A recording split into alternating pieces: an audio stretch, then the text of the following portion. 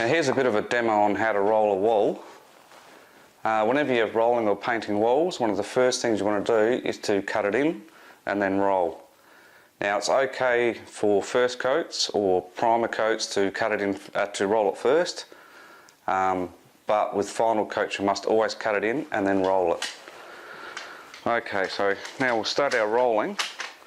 Now when you're rolling a wall, make sure you've got plenty on your roller. Always start approximately half a roller width away from the corner. Roll down, definitely not to the bottom, and then roll back up. And once again, don't roll all the way up the top. Then spread that paint out. I still haven't gone to the top as yet. There's plenty of paint on the roller, so I'll just spread it out. And once you're happy that there's not a lot of paint left, that's when you can go right up to the top. Then right down to the bottom.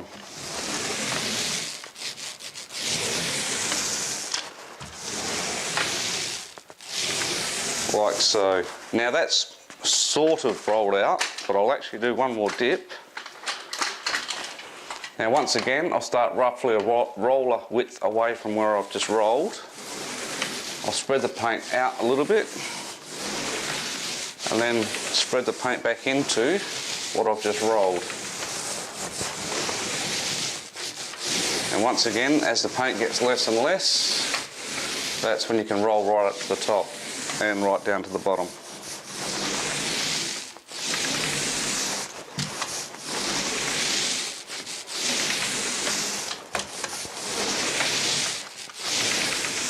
Okay, now I'm obviously left-handed, so I always work from left to right, but if you're right-handed, you'll probably want to work from your right to your left. Now I'll lay it off. Now I always start at the bottom, I roll up, and then come back down. Now some people like to start from here and come down, and each time they're doing that, they're taking the roller out like this and then back up. So it's sort of a bit of a waste of time. I find it's just as easy to go from the bottom up, back down. Each time you're not worried about hitting the cornice. If you start at the top and roll down, you've always got to worry that you're going to hit the cornice each time you are putting the roller on the wall.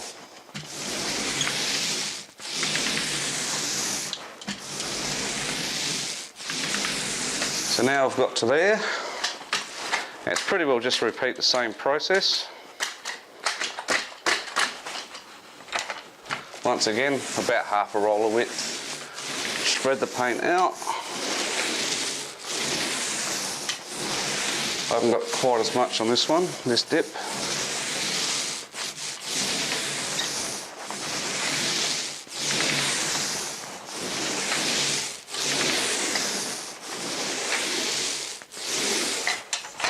Just move my roller tray.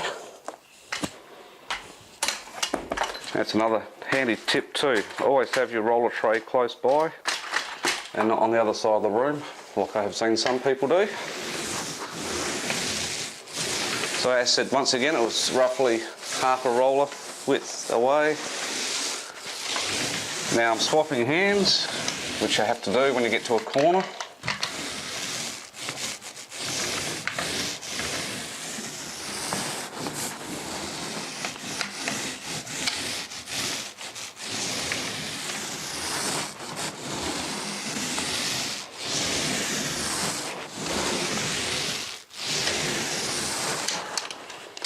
Okay, so now I've got to roll it all out. Now there's two ways. Some people will like to go back from that corner back into what I've just done. It's not going to over matter.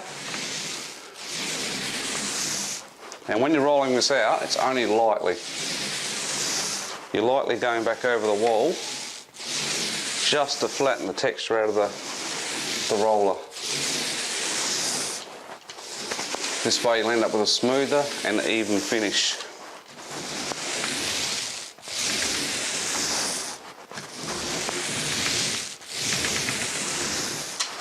Once again, I'll swap hands.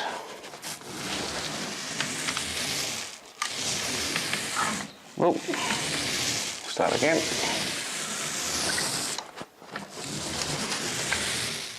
And there you go, that's pretty much how you roll a wall.